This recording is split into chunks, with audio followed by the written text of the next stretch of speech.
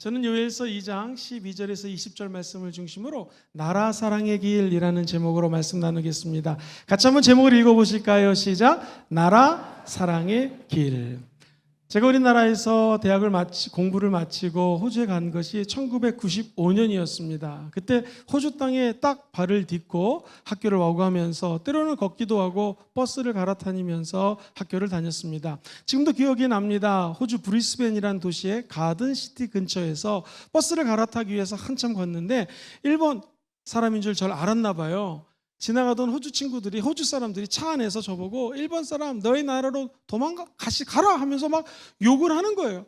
근데 저는 일본 사람처럼 보인 게 기분 나쁜 게 아니라 얘네들이 한국을 몰라요.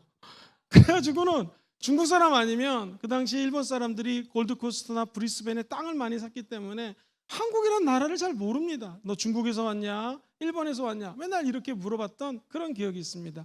지금은 틀려졌죠. 한류 문화가 호주를 휩쓸고 우리나라 그 군사 전략적인 무기들을 이 호주에서 사가려고 혈안이 막 되어 있습니다. 얼마 전에 우리나라의 국군의 날 10년 만에 퍼레이드를 군인들이 펼치게 되었죠. 지금 우리 군인의 수가 현재 저희가 군인이었을 때는 60만 명이었는데 지금 55만 명으로 줄은 상태고 2040년도에는 군대 갈 사람들이 없어가지고 더 줄어든다라는 이야기입니다. 그래서 그런지 이 AI를 동원해가지고 항공을 나르는 것들이 자동적으로 이렇게 조정을 하면 나를 수 있는 무기들을 갖다가 개발을 하면서 미래에 우리나라 무기는 이렇게 준비하고 있습니다 하는데 국군의 날이 올해가 벌써 75주년이라는 거예요. 제 머릿속으로 순간적으로 지나간 것이 75를 계산해 봤더니 1948년도가 떠오르는 것입니다. 혹시 5월 31일 무슨 일이 있었는지 아십니까? 우리나라의 제헌국회가 처음으로 열립니다. 그동안 우리나라는 5천년 역사, 반만년 역사가 다 군주를 모시고 군주가 정치하는 군주주의적인 정치였어요. 다시 말해서 왕이 통치를 했습니다. 그런데 민주주의는 무엇입니까? 우리나라 사람들이 처음으로 투표를 해서 국회의원 198명을 뽑습니다. 그리고 그 당시 임시 국회의장이었던 이승만 박사가 이 나라의 재헌국회가 열린 거 하나님께 감사합니다 하면서 처음에 오픈 시작을 하죠. 그리고 난 다음에 이윤영 목사님이 그 당시 종로, 지금도 정치 1번지가 종로 아니겠어요? 종로에서 국회의원이 되신 분이 목사님이셨습니다. 감리교 목사님에게 기도를 부탁해서 그 목사님이 기도를 하는데 내용이 다음과 같습니다. 하나님, 이 나라 민족을 살려주시고 함께 하셔서 이렇게 재헌국회를 열게 하심을 감사합니다. 국회의장이 재헌국회 때 하나님께 감사로 선포를 하고요. 목사님이 대표 기도할 때에 여러분 놀라지 마세요. 198명의 사람들이 아멘 아멘으로 화답을 한 거예요. 그 당시 우리나라 지금처럼 기독교 인구가 20% 아닙니다. 1%예요. 1%의 기독교인들이 우리나라 민족의 지도자로 자리매김을 하고 있었고 그분들이 하나님을 찬양하며 우리나라를 시작했기에 75년이 지나자 이 나라 민족이 이렇게 발전되게 된 것이죠. 아시안게임을 보십시오. 수영의 경우에만 메달이 22개를 땄습니다. 신기록 이 17개가 쏟아졌고요. 금메달만 6개입니다. 일본을 앞질렀어요. 12,000명이 참여했는데 우리나라 1,200명을 갖다가 파송했습니다. 최고의 의료진, 요즘에 우리 한국 사람들이 입는 스포츠 옷이라든가 신발 최고급입니다. 우리나라 1960년대 홍콩에서 축구 국가대표 아시안게임이 열렸거든요. 그때 신발이 없어가지고 골키퍼가 막 기어서 입고 빌려서 신을 신고 이렇게 해서 우리나라 출전을 했던 것이 엊그제 같은데 우리나라 세계 최강국으로 자리매김하게 된 거, 이것이 바로 우리나라를 하나님이 보호하시고 하나님의 사람들이 기도로 시작한 나라기에 이런 복을 받은 줄 믿습니다. 우리 예수 믿는 사람들이 나라를 사랑한다라고 하는 것, 오늘 국군의 날을 맞이 다시 한번 생각하기를 원합니다. 우리 예수 믿는 사람들은 어떻게 나라를 사랑하는 것일까요? 첫 번째, 오늘 성경 본문은 나라 사랑하는 것이 야훼께로 돌아가는 것이 바로 나라 사랑의 길이라고 얘기를 합니다. 하나님께로 돌아가는 것. 오늘 성경 말씀을 보면은 이 요엘 선지자가 바라보는 이스라엘 민족이 아주 어려운 상황입니다. 하나님께서 이 나라 민족을 구원해 줄 것 같지가 않고 굉장히 힘든 상황 속에 봉착해 있습니다. 아수르라고 하는 신흥 제국이 일어나기 시작합니다. 바벨론의 포로로 끌려갑니다. 앞뒤를 봐도 위아래를 봐도 이 나라는 망할 것 같은 절제절명의 위기 상황입니다. 그때 하나님이 요엘 선지자에게 이런 말씀을 주세요. 12절 13절 같이 한번 읽어볼까요? 시작. 야훼의 말씀에 너희는 이제라도 금식하고 울며 애통하고 마음을 다하여 내게로 돌아오라 하셨나니 너희는 옷을 찢지 말고 마음을 찢고 너희 하나님 야훼께로 돌아올지어다. 그는 은혜로우시며 자비로우시며 노하기를 더디하시며 인애가 크시사 뜻을 돌이켜 재앙을 내리지 아니하시나니. 그렇습니다. 오늘 저는 이 말씀을 읽을 때 이제라도 야훼께로 돌아오자는 말이 제 눈에 확 들어왔습니다. 이제라도. 생각해보면 모든 것들이 때가 있습니다. 은혜 받을 때가 있고요. 하나님께 때로는 어려움을 당하고 힘든 시험의 기간을 통과할 때도 있습니다. 고린도서 6장에 보면 1절로 2절에 이런 말씀이 있습니다. 은혜 받을 때가 있고 구원의 때가 있다라는 거예요. 우리가 하나님과 함께 일하는 자로서 너희를 권하는 것이 있는데 하나님의 은혜를 헛되이 받지 말아라 하면서 2절 같이 읽어봐요. 시작. 이르시되 내가 은혜 베풀 때에 너희에게 듣고 구원의 날에 너를 도왔다 하셨으니 보라 지금은 은혜 받을 만한 때요. 보라 지금은 구원의 날이라는 거예요.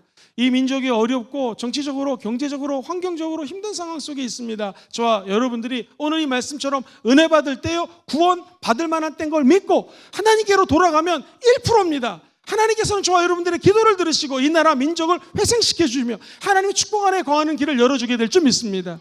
시편 137편 1절에 보면은요, 그 당시 바벨론으로 끌려갔던 사람들이 강변에 포로 수용소가 있었어요. 왜? 물을 먹여줘야 되니까. 그러니까 이렇게 고백을 하는 거예요. 우리가 바벨론의 여러 강변 거기에 앉아서 시온을 기억하면서 울었다라는 거예요. 시온성, 하나님의 임재가 있는 장소입니다. 하나님의 성전이 있는 곳 예루살렘을 바라보며 울며 회개했다라는 것이죠. 사랑하는 성도님들, 이 나라 이 민족이 앞으로 하나님의 은혜 가운데 잘되고 세계 최대 강국이 될 걸 믿으시면 아멘 해볼까요?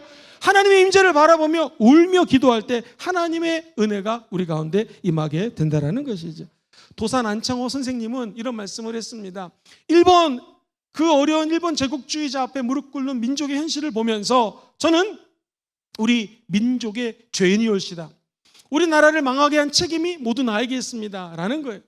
오늘날 어떤 나라가 희망이 있는가? 만약 정치 지도자가 이 나라가 지금 이렇게 어려운 것은, 우리가 처한 이 당의 형편이 이렇게 어려운 것은 네 탓 내 탓 저 사람 잘못이 아니라 내가 잘못했기 때문입니다 라고 한다면 그 나라의 정치, 경제, 사회는 희망이 있는 것입니다.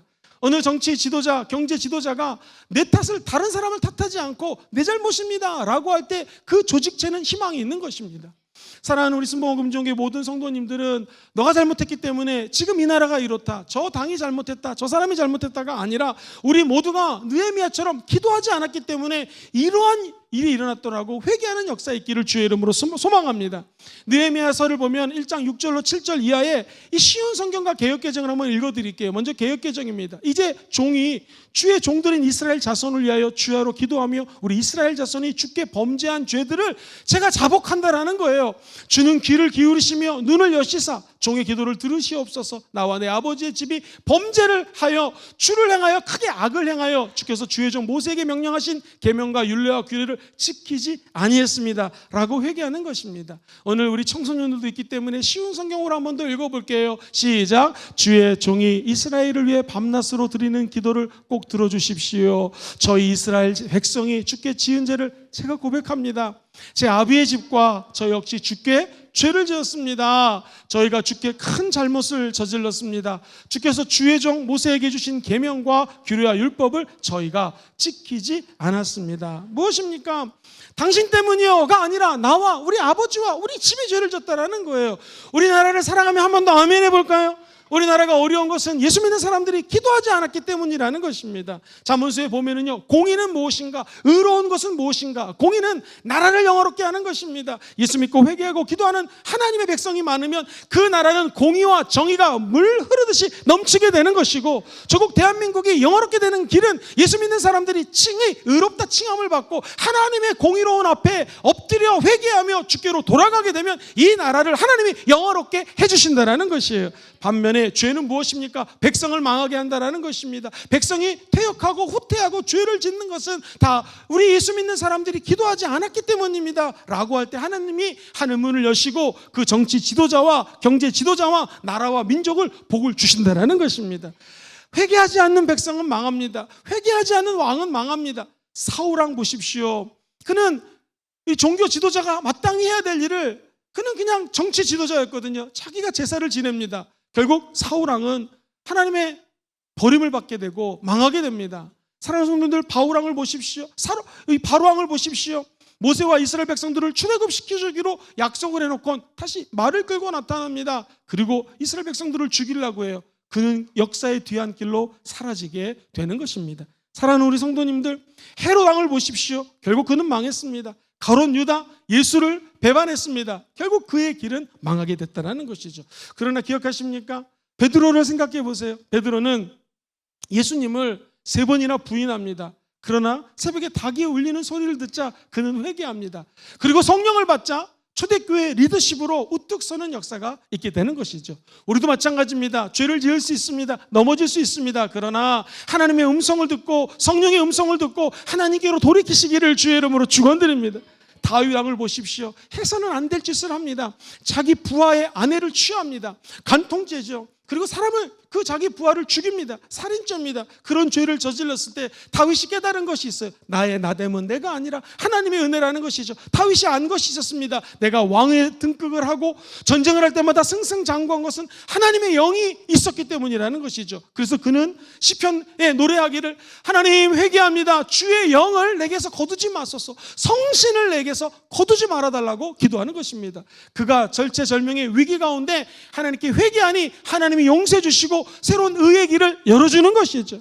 우리 스모원 금정교회 모든 하나님의 백성들이 주께 나와 하나님께로 돌이키며 회개할 때 하나님은 그 공동체와 나라와 민족에게 해방을 허락하여 주실 줄 믿습니다. 더 좋은 은혜를 부어 주실 것입니다. 목사님, 내가 아무리 생각해봐도 뭘 회개해야 될지 모르겠습니다. 어떻게 주님께 돌이켜야 될지 모르겠습니다. 저와 여러분들이 사무엘이 선포한 것처럼 기도하지 않은 것이 죄입니다. 나라와 민족을 위해서 기도하지 않았다면 오늘 회개하시고 이 나라를 위하여 민족을 위하여 기도해 주시기를 주의 이름으로 축복합니다.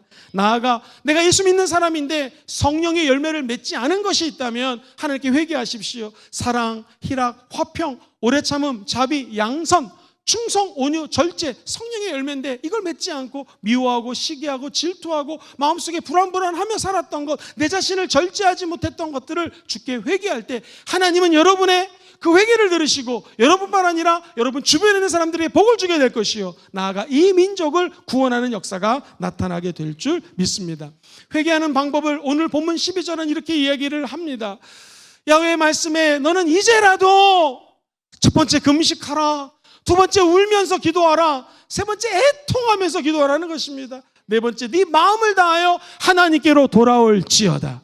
고대 근동에서는요, 죄를 회개할 때 옷을 찢었거든요. 성경은 이야기합니다. 너는 옷을 찢지 말고 네 마음을 찢으라는 거예요. 그 말은 하나님 앞에 전심으로 기도할 때 하나님은 자비롭고 은혜롭기 때문에 저와 여러분의 기도를 들으시고 회개하고 울며 통회하며 자복하며 마음을 찢는 자의 기도를 들으사 그 민족에게 평안도 주시고 축복도 주신다라는 거예요. 13절 한번 읽어보겠습니다. 띄워주세요. 시작. 너희는 옷을 찢지 말고 마음을 찢고 너희 하나님 야훼께로 돌아올지어다.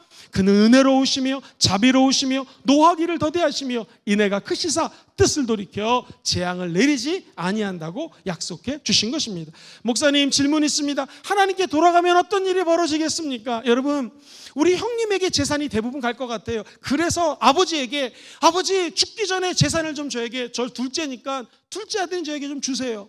아버지가 이거 고대 근동에 있을 수도 없는 얘기인데 재산을 띄워줍니다. 이 사람이 허랑방탕하게 했습니다. 그때 머릿속에 둘째 아들이 든 생각이 있었어요. 내가 지금 타락해서 돈을 다 잃고 돼지 쥐엄 열매를 먹으면서 이렇게 나락으로 떨어졌는데 하나님께로 돌아가자라는 것이 바로 이 대목이에요. 아버지께로 돌아가야겠다. 아버지께로 돌아가서 아버지 나를 차라리 품꾼의 하나로 여기소서. 내가 아들이 아니라 더 이상 아들이 아닌 종이라도 좋습니다. 품꾼의 하나로 여기소서 라고 주님께 아버지께로 돌아가겠다. 아버지는요, 아들이 돌아오니까 동구 밖에 뛰어나갑니다. 자기 반지를 빼서 끼워줍니다. 더 이상 종이 아니라 아들로 회복시켜주는 것이죠. 여봐라, 송아지를 잡아라, 파티를 열어줍니다. 그렇습니다. 오늘 주님을 떠났다 헤매고 방황하고 나락으로 떨어진 분이 계십니까? 야훼께로 돌아오시기를 주의 이름으로 축원드립니다. 예레미야 선지자가 이야기를 합니다. 성경에 보니 역대하 15장 15절에 보면 하나님께로 돌아가기만 하면 이런 기적이 일어나는 거예요. 같이 읽어볼까요? 시작. 온 유다가 이 맹세를 기뻐한지라.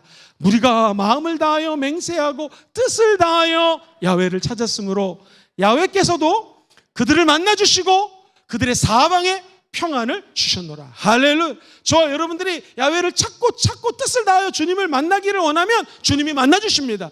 그리고 저와 여러분들 사방팔방의 주변에 하나님의 평화가 임하게 되는 것이에요. 저와 여러분들이 회개하고 야훼께로 돌아가야 될 이유는 우리가 회개하면 우리 주변이 평화롭게 된다는 것이죠. 우리나라가 이처럼 잘 살게 된 것, 이 나라의 믿음의 선배들이 기도하고 시작했기 때문입니다. 앞으로 우리 후손들이 물려받을 나라는 저와 여러분들의 기도를 통하여 세계 최대 강국이나 두 번째 강국되는 기적이 일어나기를 주의 이름으로 소망합니다. 이게 신기한 게요, 저는 목회를 이제 한 20몇 년 한 아직은 부족한 애송이 같은 목사입니다. 그렇게 원숙하지는 않아요. 그런데 제가 보니까는요, 이 회개가 왜 중요하냐면요, 회개를 하고 주님께로 돌아가면 이상하게 반전의 역사가 나요.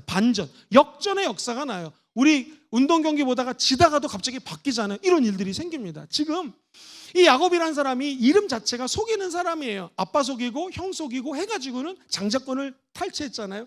결국 그가 인생에 험난한 꼴을 당한 것은 외삼촌친 라반 집에 하나 가서 열심히 일했지만 속임을 당합니다. 사기를 당합니다. 그때 하나님은요, 이 야곱이 깨닫고 하나님께 회개하고 기도하자 이런 고백을 하게 합니다. 너희 그대들의 아버지 그들이 나를 속였고 품삯을 10번이나 변경을 했어요. 그러나 하나님이 그를 막으사 나를 해치지 못하게 하셨다라는 거예요. 한번 따라해볼까요? 그러나의 영성입니다. 바뀐다라는 거예요. 전화위복이 된다라는 거예요. 저 여러분들이 주께로 돌이키면 여러분을 죽이려고 하고 사기치려고 하는 사람들이 변하게 된다라는 거예요. 하나님이 막아주신다라는 것입니다. 다윗은 시편 31편을 보면 죄 가운데 허덕이다가 이렇게 고백하는 거예요. 나는 죄인인데 야훼여 그러하여도 나는 주께 의지하고 말하기를, 같이 읽어봅시다. 시작. 주는 내 하나님이시라 하였나이다. 하나님께로 돌아가고 하나님을 고백하면 하나님이 다윗을 회복시켜 주시더라는 것입니다. 하나님이 하나님의 사람에게 너는 니느웨로 가서 말씀을 증거하라 안 갔습니다. 저는 다시스로 가서 다시 시작하겠습니다 했지만 그는 결국에는 고래 밥 속에 들어가지 않습니까? 그런데 이 요나서를 가만히 읽어보면 2장에 기가 막힌 말이 나와요. 그가 인생의 나락으로 떨어져서 물고기 뱃속에서 이렇게 고백하는 거예요. 내가 말하기를 내가 주의 목전에서 쫓겨났을지라도, 하나님께 버림받을지라도, 같이 읽어봅시다. 시작. 다시 주의 성전을 바라보겠다 하였나이다. 할렐루야. 이게 주께 돌이키는 것입니다. 이스라엘 백성들이 바벨로니아 강가에서 포로 생활 가운데 저 시온성 예루살렘을 바라보며 울부짖으며 기도했듯이 저와 여러분들이 오늘 물고기 뱃속에 갇혀있다 할지라도 하나님의 영광의 성소를 바라보고 임재를 사모하며 기도할 때 주님이 회복시켜 주십니다. 물고기가 그를 토하게 하셨고 하나님은 끝까지 요나가 사명을 감당할 수 있는 길을 열어주신 것이죠. 나라 사랑의 길, 주님께로 돌이키면 주님이 신기하게 묶여있던 것을 풀어주십니다. 꼬여있던 것을 다시 새롭게 변화시켜 주시는 것, 이것이 은혜인 줄 믿습니다. 이 하박국 선지자는요, 지금 굉장히 위험한 상황이에요. 어려운 상황 속에서 그의 고백을 들어보세요. 3장 17절에 보면 얼마나 어려운가. 비록 무화과 나무가 무성하지 못하고 포도나무에 열매가 없으며 감람나무에 소출이 없습니다. 밭에 갔더니 먹을 게 없어요. 양이 있나 하고 양 우리에 갔더니 양도 없습니다. 제일 밑에 줄 같이 한번 읽어볼까요? 시작. 외양간에 소가 없을지라도, 지금 이런 아주 어려운 상황 속에서 소가 없고 먹을 게 없고 감람나무에 수출이 없어도 18절 같이 읽어보겠습니다. 시작. 나는 야훼로 말미암아 즐거워하며 나의 구원의 하나님으로 말미암아 기뻐하리로다. 여러분의 삶에 열매가 있고 고독하고 외롭고 아무 소득이 없다 할지라도 오늘 야훼 하나님 한 분만으로 즐거워하고 기뻐하면 전세가 완전히 전화위복이 된다는 것입니다. 역전이 된다는 거예요. 하나님은 저와 여러분들의 인생에 기도하는 자, 회개하는 자, 하나님께로 마음을 돌이키는 자를 하나님은 건져 주시는 좋으신 분이라는 것입니다. 여러분, 복음 전하다가 감옥에 가게 되었습니다. 그럼 여기 있는 분 중에서 하나님 찬양합니다 이렇게 얘기할 사람이 몇 명이 있겠습니까? 사도 바울이 지금 감옥에 갇혔어요. 우리가 요즘에 옥중서신을 수요일마다 공부하고 있는데요, 빌립보서 1장에 보면은 그가 감옥에서 내가 지금 이 핍박을 당하고 매를 40에 하나를 감한 39대를 맞았거든요. 죽기 전까지 맞은 거예요. 산 건너고 물 건너고 바다 건너 인생의 산전 수전 공중전 다 치른 상태입니다. 이게 어려움도 이런 핍박이 없어요. 죽을 위기를 몇 번 넘겼는지 모릅니다. 근데 바울의 고백을 한번 들어보십시오. 빌립보서 1장 12절 시작. 형제들아, 내가 당한 일이 도리어 복음 전파의 진전이 된 줄을 너희가 알기를 원하노라. 어려움을 당했지만 이게 복음 전파에 오히려 진전이 된다라는 것입니다. 스모금종교의 성도님들 그렇습니다. 어려움을 당하고 핍박을 당하고 감옥 같은 곳에 갇혀 있는 것 같이 어려운 분이 계십니까? 그것 때문에 여러분은 잘 되게 되어 있습니다. 하나님은 그곳에서 주님께로 마음을 돌이키기를 기다리고 계신다라는 것이죠. 에레미야가 보면은 3장 19절 이하에 얼마나 에레미야가 힘들었는지, 내 고초와 이 재난 그 쑥과 담즙을 기억하소서 그러면서 이야기합니다. 내 마음이 그것을 기억하고 내가 낙심이 되오나 이것을 내가 내 마음에 담아두었더니 그것이 오히려 나의 뭐가 되었어요? 소망이 된다는, 하나님께로 향하는 자는 오히려 소망으로 되바뀌어지는 거예요. 그러면서 22절 이하 같이 읽어볼까요? 시작. 야외의 인자와 국률이 무궁하심으로 우리가 절대로 진멸되지 아니함이니라. 이것들이 아침마다 새로우니 주의 성실하심이 크시도다. 할렐루야. 우리 인생에도 어려운 길을 걸어갈 때가 있습니다. 이때 포기하지 마시고 하나님께로 마음을 돌이키사 오히려 소망의 하나님을 만나기를 주의 이름으로 축원드립니다. 사드락과 메삭과 아벳노라고 하는 세 친구가 있었는데, 당시 다니엘은 중앙 정치 무대에 있었고요, 이들은 지방에서 일을 하고 있었던 사람들입니다. 그때 이 현재 왕을 향하여 인사하거나 절하지 않는 자는 풀무불에 빠뜨린다고 합니다. 그런데 다니엘서 3장 17절 이하에 보면 이 세 사람의 신기한 고백을 한번 들어보십시오. 왕이시여, 우리가 섬기는 하나님이 계신다면 우리를 맹렬히 타는 불물불 가운데서 능히 건져내시겠고 왕의 손에서도 건져내실 것입니다. 그 다음 같이 읽어볼까요? 시작. 그렇게 하지 아니하실지라도 왕이여, 우리가 왕의 신들을 섬기지도 아니하고 왕이 세우신 금신상에게 절하지도 아니할 줄을 아옵소서. 그의 믿음의 고백은요, 하나님이 우리를 건져낼 것을 믿지만 그리하지 아니하신다 할지라도 우리는 하나님을 찾고 하나님께로 돌아가겠습니다 라는 고백입니다.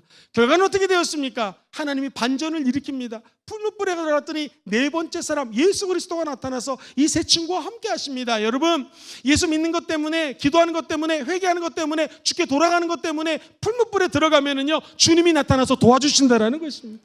그리고 전화위복이 되고 역전이 되는 역사들을 하나님께서는 예비해 놓은 것이죠. 오늘 이 시간에 나라를 사랑한다는 것을 어렵게 생각하지 마시죠. 우리 예수 믿는 사람들이 야훼 하나님께로 돌아가면 되는 것입니다. 하나님 우리를 긍휼히 여기시사 의인 5명, 의인 10명 때문에 그 나라와 도시와 민족을 살리는 기적이 임하게 될 줄 믿습니다. 오늘 큰 두 번째입니다. 어떻게 하는 것이 나라를 사랑하는 것일까요? 같이 한번 읽어보시죠. 시작. 부흥이 나라 사랑의 길입니다. 그렇습니다. 부흥이 나라 사랑의 길입니다. 목사님, 왜 부흥이 나라 사랑의 길입니까? 이 부흥이라는 단어는 두 가지로 압축이 될 수 있어요. 영어로 revival이거든요. revival은 접두사 are는 다시라는 뜻이고요, vival이라는 단어는 live, 살아간다는 거예요. 그러니까 다시 살아나는 것이 부흥입니다. 죽었던 영혼이 살아나는 것이 부흥입니다. 우리 예수님이 가는 곳마다 아픈 자를 치료하셨습니다. 상한 심령이 살아났습니다. 아픈 육체가 살아났습니다. 죽은 나사로도 살아났습니다. 저와 여러분들이 만나는 예수 그리스도 때문에 죽은 것들이 다 살아날지어다. 되살아나는 거예요. 두 번째, renew, 새롭게 되는 거예요. 회복되는 것입니다. 진짜 revival, 진짜 부흥은 우리 안에서 예수의 영으로 충만해서 죽었던 것들이 다시 회복되는 것이고요, 하나님의 꿈과 소망이 회복되는 것이고요, 아픈 자들은 다시 치유의 회복이 있는 것이고요, 물질을 잃은 자들은 물질의 회복이 있는 것입니다. 이게 진짜 부흥인 줄 믿습니다. 그렇다면 개인의 부흥은 무엇이겠습니까? 개인의 부흥은요, 성령 만나야 돼요. 예를 들어 볼게요. 지금 에베소 교회에 리더가 아볼로입니다. 이 아볼로는 일반 사람 아니에요. 구약의 대가입니다. 율법의 대가예요. 성경을 외우고 있었어요. 그러므로 그 제자들도 성경을 엄청나게 많이 교육받았고 알았던 사람들입니다. 바울이 아볼로와 에베소 교회에 가서 복음 증거합니다. 기도합니다. 그때 아볼로를 통하여 하나님의 영이 임하게 되고요, 그 수많은 사람들이 방언을 받고 성령 충만하게 됩니다. 할렐루야. 그때 진짜 부흥이 심령 속에 임하게 됩니다. 호주의 스튜어트 피건 교수님의 의견처럼 부흥은 인간의 힘으로 되는 것이 아닙니다. 하나님의 영이 임해야지 부흥이 된다는 것입니다. 우리 스모금종교의 모든 성도님들이 개인이 심령의 부흥이 있을지어다 되살아나기를 바랍니다. 새롭고 회복되기를 주의 이름으로 축원드립니다. 그러면 이 부흥은 옆으로 전이가 되는 거예요. 개인의 각성이 사회의 각성으로 연결이 되는 것입니다. 그렇다면 교회의 부흥은 무엇이겠습니까? 성경에 보면 교회의 부흥은 주께서 구원받는 사람들을 날마다 더했다고 말씀하십니다. 예를 들면 사도행전 11장 21절 시작. 주의 손이 그들과 함께 하심에 수많은 사람들이 믿고 주께 돌아오더라. 오늘 우리 하나님의 손이 여러분과 함께 하셔서 치유의 손을 만지기를 주의 이름으로 축원드립니다. 12년 혈류병 여인이 예수 그리스도의 옷자락을 만지자 혈류병이 끊어지고 기적이 일어났던 것처럼 주의 손을 만지는 자들마다 회복될지어다. 주의 손이 우리의 마음을 만지면 마음이 회복되는 것이, 여러분의 아픈 부위를 만져주시고 손을 얹고 기도해 주시면 치료가 되는 것입니다. 그것이 바로 우리 심령의 진정한 부흥이라는 것이죠. 성경은 주의 손이 그들과 함께하자 수많은 사람들이 주께 돌아왔다라는 것이죠. 오늘 이 진정한 부흥이 우리 영혼 속에 하나님의 터치하심으로 말미암아 임하게 되기를 주의 이름으로 축원드립니다. 요엘 선지자는요, 지금 황무한 이스라엘 땅입니다. 이스라엘 백성들을 보면 실망할 것밖에 없습니다. 그런데 하나님은 이 요엘 선지자를 통하여 이 민족에게 희망을 보여주는 거예요. 이 나라를 살리겠다라는 것입니다. 이 예언을 하는데요, 좀 이따 설명을 할 것입니다. 이 예언이 어떻게 이루어지냐면 진짜 바벨론 포로 생활이 끝나고 다시 이스라엘로 돌아갑니다. 그리고 우리가 잘 아는 오순절날 성령이 강림함으로 말미암아 이른 비를 내려주셨고, 이 마지막 때 늦은 비를 내려주시고, 마지막 때에 내가 내 영을 너희들에게 남종과 여종에게 부어주리니 자녀들은 예언할 것이요 청년들은 환상을 보고 아비들은 꿈을 꾸리라 라는 비전이, 그 환상이 진짜 오순절날 이루어진 것입니다. 세 번째로, 우리 주님 언제 올지 모르지만 우리 주님 재림하실 때 이 약속은 다시 이루어진다는 것입니다. 그러므로 사랑하는 순복음종교의 모든 성도님들, 이 나라 민족이 신음하고 아파하고 고통당할 때 우리의 부흥을 통하여 성령이 임재하게 될 것이고, 개인의 각성은 사회의 각성과 연결될 것이고, 사회의 각성은 나라와 민족에 전반적으로 펼쳐서 하나님의 기적이 일어나게 될 줄 믿습니다. 영국이 영국된 것은 존 웨슬리가 성령 받고 변화되고 난 다음에 약국을 만들었어요. 왜? 가난한 사람 약국 가서 약 먹으라고. 외국에서 온 사람들 약이 없을 때 그 약을 줄 수 있도록 약국을 열고 의료시설을 개방한 것입니다. 1903년도, 1904년도 이 웨일즈 땅에 부흥이 임했거든요. 그때 그 성령이 임하자 한 개인들이 변하기 시작했고, 주변에 술집이 문 닫습니다. 학교에 갔더니 학교 학생들이 335 그룹을 이루면서 부흥을 증거하고 예배를 드리기 시작합니다. 1907년도 북한 평양에 장대원 교회가 있었는데 성령이 임합니다. 그때 하나님의 리더십이, 영적인 지도자가 마음을 돌이켜서 하나님께 회개합니다. 그때 성령이 임합니다. 우리가 잘 아는 것처럼 장대원 교회 성령이 임하자 그 지역에 있던 술집이 문을 닫고요, 도박판이 문을 닫고요, 그리고 하나님이 원치 않는 것들이 없어지기 시작합니다. 335 소그룹이 생기고 학교에서 아이들이 기도하기 시작합니다. 나는 이 부흥이 우리 순복음 금종교에도 임하기를 주의 이름으로 소망합니다. 주께 돌이키고 참된 부흥이 임하면 그 지역을 살리고 나라까지 살리는 역사가 임하게 된다는 것이죠. 사랑하는 성도님들, 1906년도 기억합니다. 미국 LA 아주사 거리에 성령이 강하게 임합니다. 그들이 방언을 합니다. 성령이 취합니다. 세계의 복음을 증거하러 나갑니다. 성령이 임하면 전도 운동이 펼쳐지고요, 성령 임하면 세계 선교 운동이 펼쳐지는 거예요. 그러므로 이 나라와 민족이 잘 되기 위해서는요, 성령이 우리 가운데 임해야 될 줄 믿습니다. 우리가 오성 캠프를 왜 합니까? 성령이 임하면 하나님의 사명을 감당할 수 있는 사람들이 생기게 된다는 것이죠.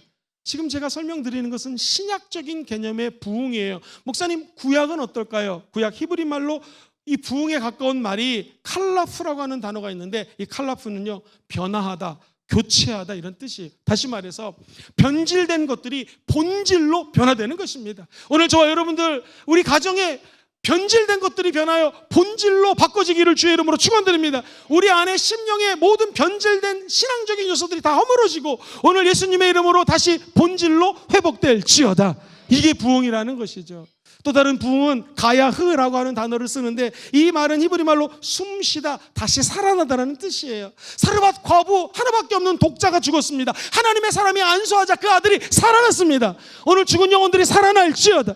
에스겔이 환상을 봤습니다. 이 뼈 저 뼈 죽은 시체들만 있습니다. 뼈다귀밖에 없어요. 그때 주의 명령을 따라 태어납니다. 뼈다귀가 맞춰질지어다.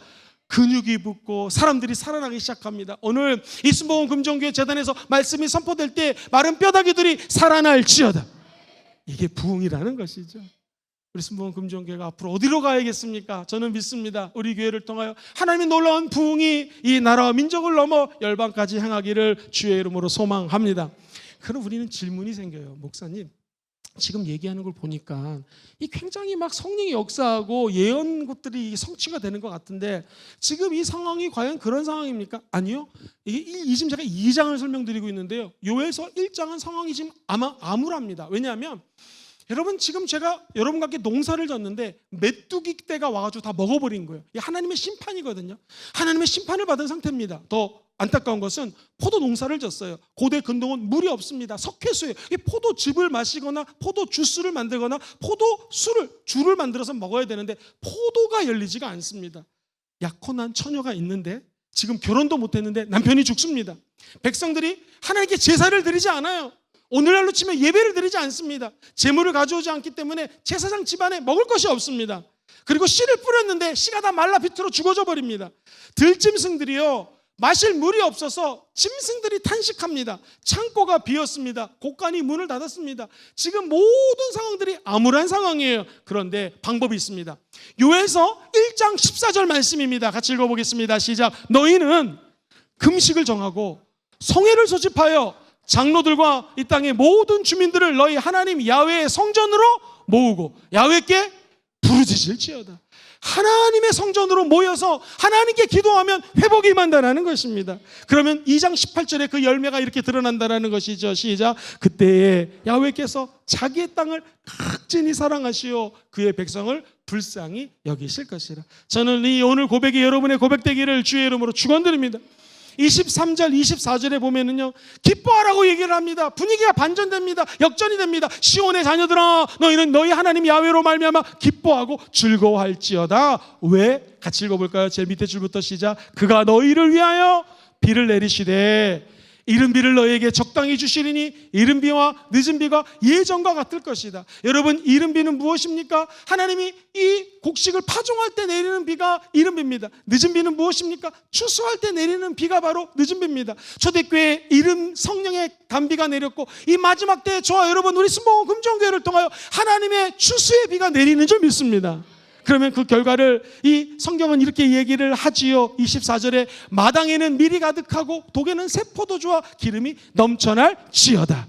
성령 충만한 자에겐 이런 복이 임한다라는 것입니다. 23절 24절을 이렇게 말씀을 하더니 웬일입니까? 28절로 가면은 성령의 강림 사건을 이렇게 표현하지요. 같이 읽어봅시다. 시작. 그 후에 내가 내 영을 만민에게 부어주리니 너희 자녀들이 장래일을 말할 것이고 너희 늙은이들은 꿈을 꾸며 너희 젊은이는 이상을 볼 것이며 그때 내가 또 내 영을 남종과 여종에게 부어줄 것이며 내가 이적을 하늘과 땅에 베풀리니 곧 피와 불과 연기 기둥이라. 할렐루야. 성령이 강림하시면 우리 마음속에 참된 부흥이 임하게 될 줄 믿습니다. 목사님, 질문 있습니다. 이 말씀을 내 삶에 어떻게 인용할 수 있겠습니까? 여러분, 우리 교회를 통하여 부흥이 임할 거 믿으시면 아멘 해봅시다. 부흥을 준비하셔야 됩니다. 부흥을 어떻게 준비합니까? 한번 따라해볼까요? 말씀으로 부흥을 준비합니다. 시작. 말씀으로 부흥을 준비합니다. 하나님의 영은, 성령은 하나님의 말씀을 만드신 분이십니다. 예를 들면 요시야 왕이라는 사람이 있었어요. 이때 시대의 사람입니다. 26살 때에 종교개혁을 일으킵니다. 그가 종교개혁을 첫 번째 일으켰던 것은 무너졌던 성전들을 다시 수리하기 시작합니다. 오늘 저와 여러분들 영혼 속에서도 성령이 거하는 성전인데 무너진 게 있으면 다시 수축하시고 수리하시기를 주의 이름으로 축원드립니다. 리노베이션 하라는 것입니다. 하나님을 사랑하는 것보다 더 사랑한 게 있으면 오늘 그 우상을 무너뜨리시고 하나님만 사랑하시기를 주의 이름으로 축원드립니다. 성전을 수리하는데 이게 웬일입니까? 두루마리가 발견됩니다. 무려 60년 동안 이 말씀을 읽은 적이 없습니다. 그래서 성경에 보면은요, 열왕기상에 이 말씀을 펴놓고 읽기 시작합니다. 이게 부흥의 시작입니다. 이게 종교개혁의 기치를 댄 사람들이 마땅히 해야 될 일이라는 거예요. 열왕기하 2장 22장 8절을 한번 읽어볼까요? 시작. 대제사장 힐기야가 서기관 사반에게 이르되 내가 야훼의 성전에서 율법책을 발견하였노라 하고 힐기야가 그 책을 사반에게 주니 사반이 읽으니라. 사랑하는 성도님들, 하나님 말씀을 가까이 하시고 말씀을 읽게 되기를 주의 이름으로 축원드립니다. 우리가 1년에 1독하는 것을 목표로 성경을 읽고 있어요. 어저께까지 구약이 끝났습니다. 오늘부터 신약을 읽습니다. 행여 구약을 못 읽은 분들은 오늘부터 신약 성경 읽게 되기를 주의 이름으로 축복합니다. 어떤 부흥도 말씀 없이는 일어나지 않습니다. 참된 부흥은 하나님의 말씀과 동반한다는 사실 기억하기를 주의 이름으로 축원드립니다. 사도행전 6장 7절을 읽어보겠습니다. 시작. 하나님의 말씀이 점점 왕성하여 예루살렘에 있는 제자의 수가 더 심히 많아지고 허다한 제사장의 무리도 이도에 복종하니라. 우리 하나님의 말씀이 우리 교회도 점점 왕성해지기를 주의 이름으로 축복합니다. 나아가 전 열방이 하나님의 말씀으로 충만해질지어다. 조국 대한민국이 하나님의 말씀으로 다시 뜨거워지기를 소망합니다. 그러면 회복이 있을 것이요, 부흥이 있을 것이요, 나라 사랑의 길이 열리게 된다는 거예요. 사도행전 19장 20절도 한번 읽어볼까요? 시작. 이와 같이 주의 말씀이 힘이 있어 흥왕하여 세력을 얻으니라. 우리나라가 말씀에 힘이 있어서 이 나라가 세력을 얻고 흥황하게 되고 전 세계 하나님의 복음을 수출하는 복음 1등 국가가 되기를 주의 이름으로 소망합니다. 부흥은요, 두 번째 따라해볼까요? 기도로 부흥을 준비합니다. 시작. 기도로 부흥을 준비합니다.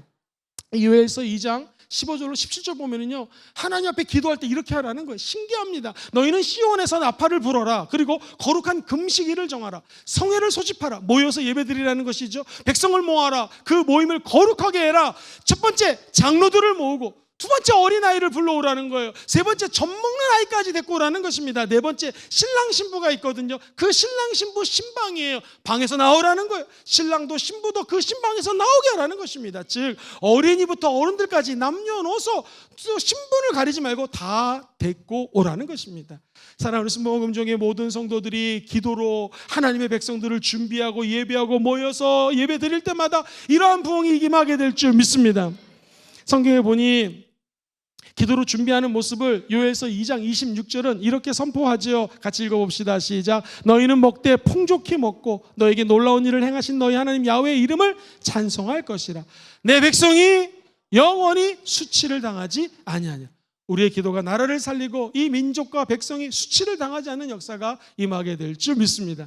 이 모든 건 마지막 때 내가 내 영을 너희에게 부어주리니 자녀들은 예언할 것이요 젊은이들은 환상을 보고 늙은이들은 꿈을 꾸리라는 하나님의 영이 우리 가운데 임할 때 이 비전과 부흥이 임하게 될 줄 믿습니다. 한번 따라해볼까요? 부흥은 나로부터 시작됩니다. 시작. 부흥은 나로부터 시작됩니다. 목사님이 이 말씀 내 삶에 어떻게 적용할까요? 우리가 이제 직장으로 돌아갑니다. 삶의 현장으로 돌아갑니다. 그 삶의 현장에서 예수 믿는 사람이 마음 같아서는요, 이만큼 빛을 발하고 싶지만 한 구석이라도 좋습니다. 작은 자리라도 좋습니다. 하나님의 빛을 그 자리에 조명하는 거예요. 비추는 것입니다. 직장 생활할 때 그 직장에서 성실하게 최선을 다하는 것이 나라 사랑입니다. 가정주부는 가정주부로서 그 가정을 위해 최선을 다할 때 그게 나라 사랑인 것입니다. 목사인 저는 교회를 위하여 하나님의 백성들을 위하여 기도하고 이 교회를 사랑하며 열심히 기도로 섬기는 것이 나라를 사랑하는 것입니다. 사랑하는 성도님들, 나라 사랑은 멀리 있지 않습니다. 한 영혼을 구원하는 것, 마음 같아서는 10명, 100명, 1000명을 구원하고 싶지만 우리 주변에 예수 믿지 않는 사람 단 한 명을 구원하는 것, 이것이 나라 사랑입니다. 왜? 진짜 부흥은 나를 살리고 그 사람을 살리고 그 사람이 또 다른 사람을 살릴 것이기 때문에 수많은 기도하는 자들이 우리를 통하여 일어나게 될 것이에요. 그들이 주께로, 첫 번째 야훼께로 돌이켜 기도하면 나라 사랑의 길이 열리게 된다는 것이에요. 진정한 부흥, 참된 부흥이 임하게 되면 이 나라 사랑이 저와 여러분을 통하여 나타나게 될 줄 믿습니다. 우리 첫 번째 대지, 두 번째 대지를 읽고 마치도록 하겠습니다. 나라 사랑의 길, 시작. 하나님께 돌아가는 것이 나라 사랑의 길입니다. 두 번째, 부흥이 나라 사랑의 길입니다. 이 은총에 함께 하시기를 주의 이름으로 축원드립니다.